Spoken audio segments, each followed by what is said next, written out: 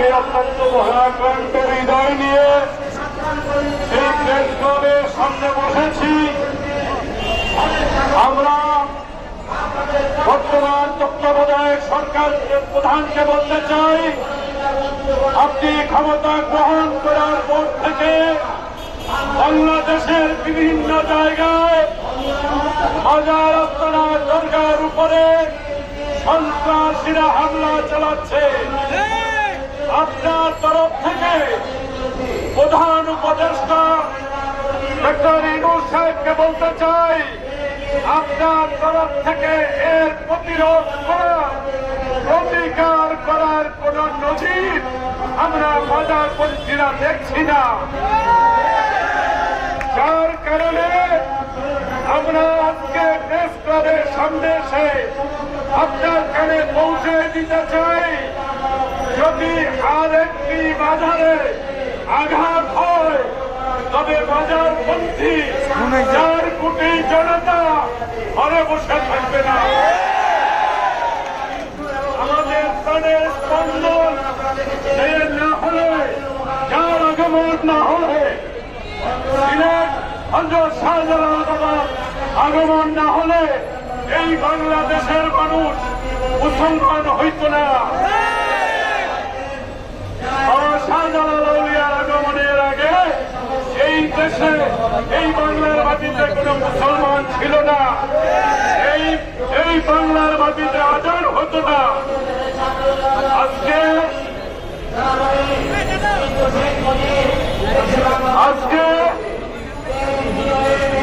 শাহজালাল বাবার দরগায় আক্রমণের পায়তারা করা হচ্ছে।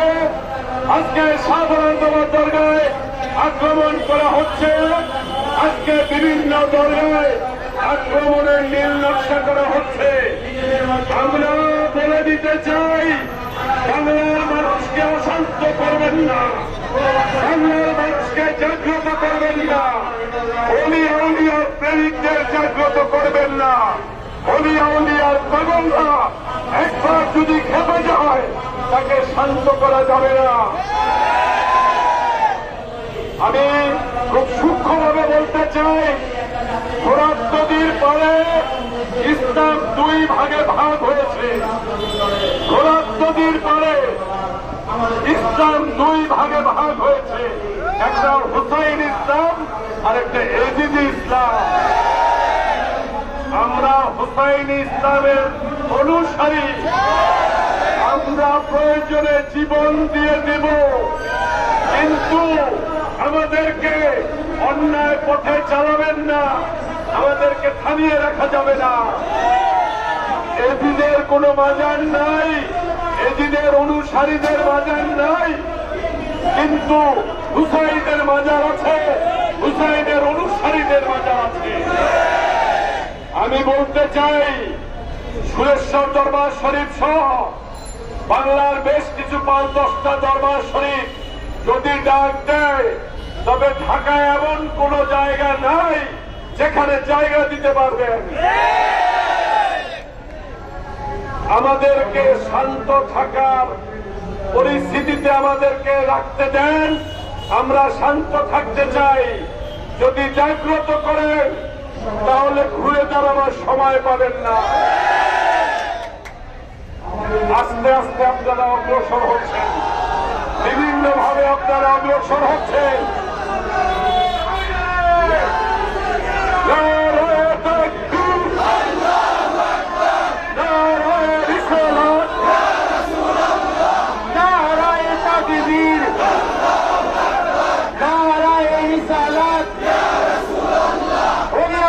মাজারের উপর হামলা কেন, হামলা কেন?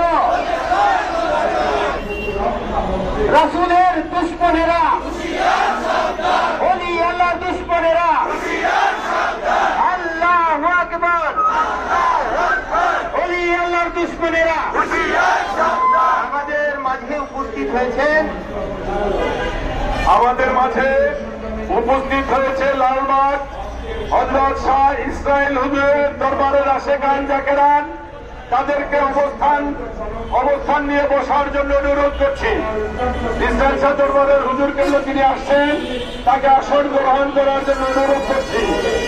আমি আমার আর বক্তব্য দীর্ঘায়িত করব না, সংক্ষেপে বলতে চাই, মাজারওয়ালাদেরকে খাপাবেন না।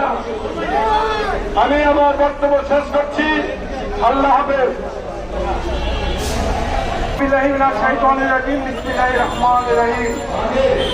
আজকে প্রতিবাদ সময় যারা বিভিন্ন দরবার থেকে এসেছেন তাদেরকে শুভেচ্ছা জানাই।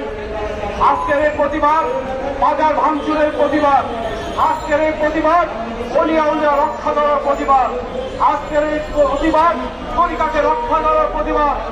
এই অলিয়া উলিয়ার দেশে এই মাজার ভাঙা চলবে না, অলিয়া উলিয়ার দেশে মাজার ভেঙে লুট তরাজ করা চলবে না।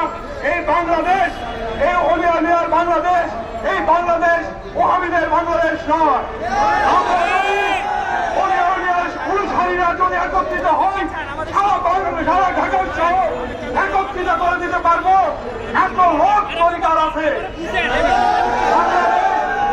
চিন্তা শরীফের পক্ষ থেকে আমি বলতে চাই, সারা বাংলাদেশে আমাদের ঘানটা আছে। আমাদের ঘানটাকে আপনারা জাগৃত করবেন না। যারা শান্তভাবে আছে তাদেরকে শান্ত রাখতে দেন। যদি এর চেয়ে বেশি বাড়াবাড়ি করেন তারা সকল ঘানটাকে আমরা এই ঢাকা শহরে আনতে আহ্বান করবো। কিন্তু এই ওহাবিয়া পালনের পথ কিন্তু পাবেন না। এই ওহাবিয়া বাংলা ছেড়ে চলে যাবেন। এই ইসলাম অলিয়া উলিয়াদের ইসলাম, এই ইসলাম সারা বাংলাদেশে অলিয়া উলিয়াদের হাতে এখনো পর্যন্ত। যারা পীর মাঠায়েক, এই তাদের কাছে ইসলামরা এখনো জীবিত আছে, এরাই জীবিত করে রেখেছে। এই সন্তানকে যারা ভালোবেসেছে, যারা হলভাইকে ভালোবেসেছে, এটাই নবীর ইসলাম। আর আপনারা কোন ইসলাম করেন? যে ইসলাম অলিয়া উলিয়ারা এনেছে তাদের মাজার আপনারা ভাঙতে চান। এই মাজারে যে আপনারা লুটপাট করতে চান, সিন্ধুক ভেঙে টাকা নিতে চান, এই কোন ইসলাম পেয়েছেন আপনারা? এই বাংলার জমিনে এরকম ইসলামের কোন ঠাঁই নাই। এই ইসলাম শান্তিময় ইসলাম, যে ইসলাম নিয়ে আমরা ইবাদত বন্দেগী করি, যে ইসলাম নিয়ে আমরা ধ্যান করি, যে ইসলাম নিয়ে আমরা আল্লাহকে সাধনা পাওয়ার জন্য। আমার বক্তব্য আমি এখানে সংক্ষিপ্ত করছি। ধন্যবাদ সবাইকে। শিক্ষা শরীফের পক্ষ থেকে সবাইকে, সুবিবাদের পক্ষ থেকে আমাদের শুভেচ্ছা জানিয়ে আমি আমার সংক্ষিপ্ত বক্তব্য শেষ করছি। ধন্যবাদ সবাই। ধন্যবাদ। শিক্ষা শরীফের পক্ষ থেকে যিনি বক্তব্য রাখছেন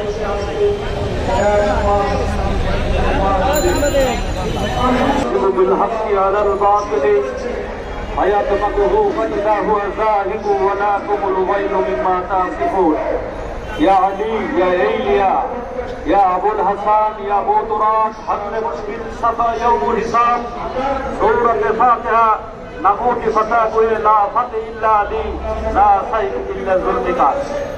প্রিয় সংগ্রামী আশিক রাসূল এবং অলিয়া উলিয়া কিরামদের আশিকগণ, সুফিবাদ সার্বজনীন সম্মেলন তরিকত ফাউন্ডেশন কর্তৃক আয়োজিত আজকের এই মানববন্ধনে সম্মানিত উপস্থিতি, নিশ্চয়ই আমরা লক্ষ্য করেছি সম্প্রতি এই শান্তিপ্রিয় অলিয়া উলিয়ার বাংলাদেশে এক শ্রেণী ধর্মবিদ্বেষী ধর্মান্ধ যারা ধর্মের ব্যাপারে অপেক্ষা করে অলিয়া উলিয়ার মাজারকে কেন্দ্র করে তারা বাংলাদেশে বিশৃঙ্খলা সৃষ্টি করতে চাচ্ছে। এরা এদেশের ধর্মান্ধ মানুষদেরকে মোটিভেশন করে অলিয়া উলিয়ার মাজারের উপর তারা আক্রমণ করে তারা ইসলামের এক কলঙ্ক অধ্যায় সৃষ্টি করছে। এরা মাজারকে শিরিক হিসাবে চিহ্নিত করার অপচেষ্টা করছে।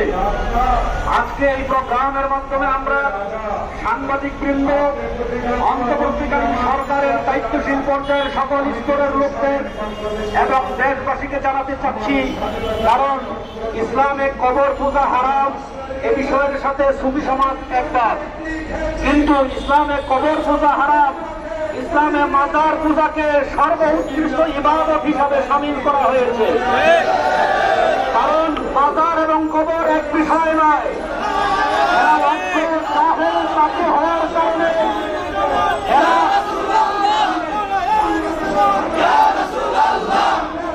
ইসলামে কবর পূজা হারাম, মাজার পূজা হলো সর্বোৎকৃষ্ট ইবাদত। কারণ কবরে থাকে মৃত আর মাজারে থাকে জীবিত।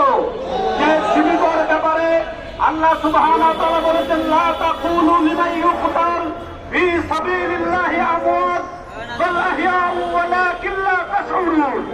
যারা আল্লাহর পথে নিহত হয়, সাধনার দ্বারা নিজের জীবনকে নির্বাহ করতে পেরেছে, তোমরা তাদেরকে মৃত বলিও না।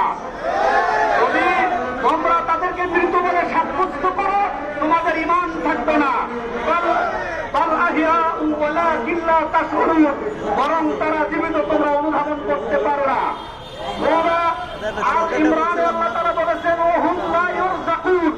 শুধু আমার অলিরা রওজা শরীফে, মাজার শরীফে জিন্দা নয়, শুধু জিন্দা নয়, আমি রবের পক্ষ থেকে তারা রিজিক প্রাপ্ত।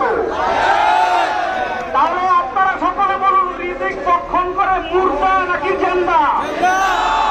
এই কোরআন থেকে প্রতীয়মান হয়। মাজার হয় আল্লাহর অলির, মাজার রওজা হয় আল্লাহর অলির।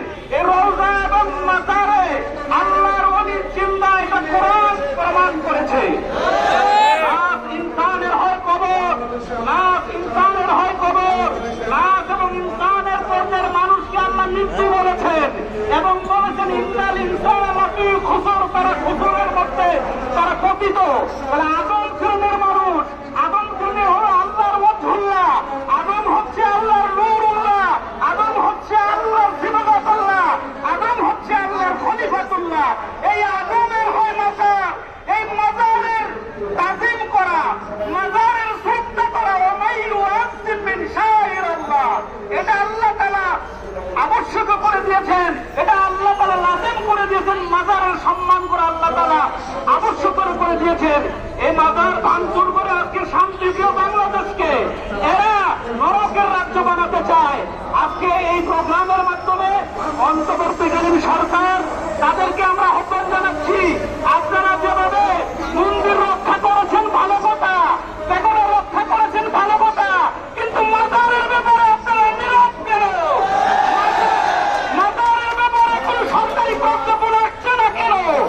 যদি মাজারে এইভাবে বিশৃঙ্খলা করা হয়, একটু আগে খবর হয়েছে বাবা শাহপুরান ইয়ামিনী এবং শাহজালাল বাবা ইয়ামিনীর মাজারে হামলা করা হয়েছে।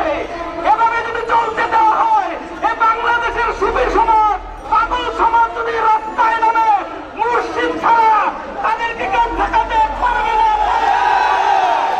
সেই পাগলেরা মুর্শিদ ছাড়া কাউনের ভয়ে অন্তরে লালন করে না। সেই পাগলদেরকে রাস্তায় নামতে দিবেন না, দিবেন না।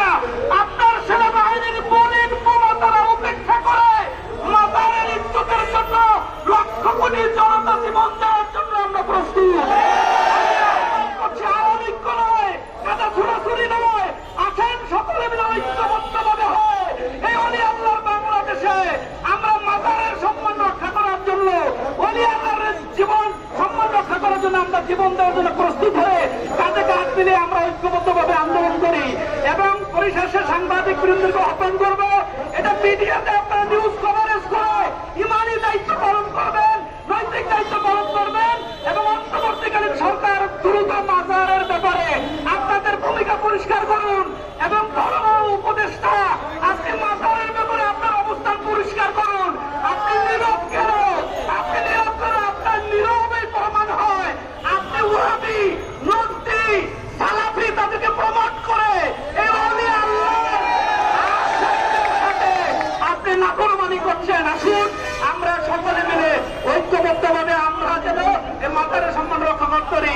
জয় হোক, জয় হোক এই সুবিবাদ ফাউন্ডেশনের, জয় হোক অলি আল্লাহর, জয় গুরু।